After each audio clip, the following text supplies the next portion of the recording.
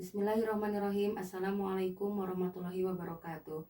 Sebaik-baiknya guru adalah pengalaman yang tertuang dalam untaian kata atau kalimat yang indah, namun tidak lepas dari sesuatu yang dapat dipercaya. Salam literasi. Perkenalkan, nama saya adalah Uis Nurhayati. Saya adalah seorang guru pendamping dari SDN Capaka, Kecamatan Pangalengan. Pada kesempatan kali ini, saya akan coba mempresentasikan tentang sebuah buku yang berjudul Talaga Sangiang.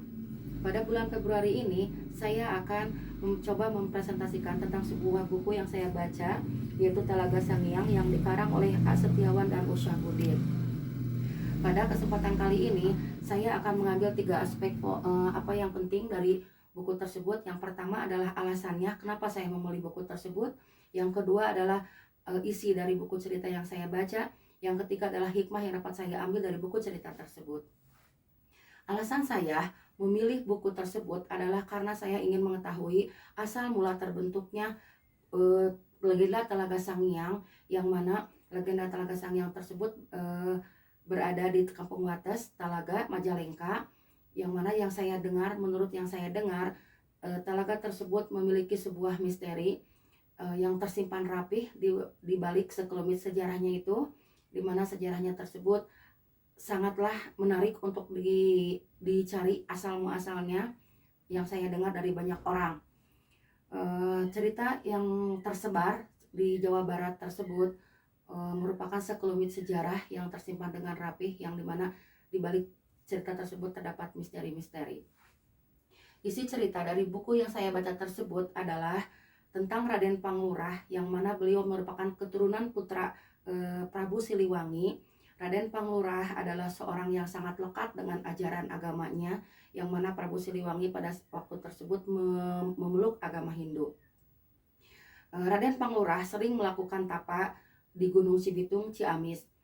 Ketika beliau pulang bertapa, beliau sangat kaget karena hampir semua sebagian besar penduduknya berpindah keyakinan dari agama yang beliau ajarkan dahulu menjadi agama Islam, mengikuti keyakinan yang diikuti oleh kakaknya, yaitu Pangeran Arya Salingsingan.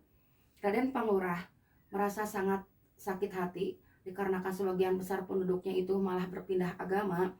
Maka pada akhirnya Raden Panglurah itu berniat untuk melenyapkan kerajaan Talaga dari muka bumi menuju ke alam gaib.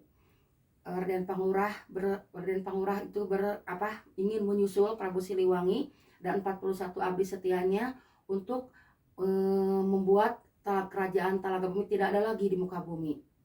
Hingga pada akhirnya kerajaan Talaga Bumi itu amblas di muka bumi, dan bahkan dalam waktu singkat kerajaan Talaga Bumi itu berubah menjadi sebuah situ, di mana situ tersebut memancarkan air yang sangat banyak, yang semakin kemari semakin membesar. Bahkan dari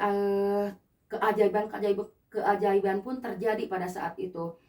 Raden Panglurah berubah menjelma menjadi seekor ikan lele. Bahkan 41 abdi setianya berubah menjadi hewan air yang lainnya. Raden Panglurah itu meminta kepada seluruh manusia untuk menghormati hewan air yang ada di telaga tersebut. Tidak boleh ada yang memakannya. Kalaupun ada yang memakannya, maka akibatnya sangat fatal.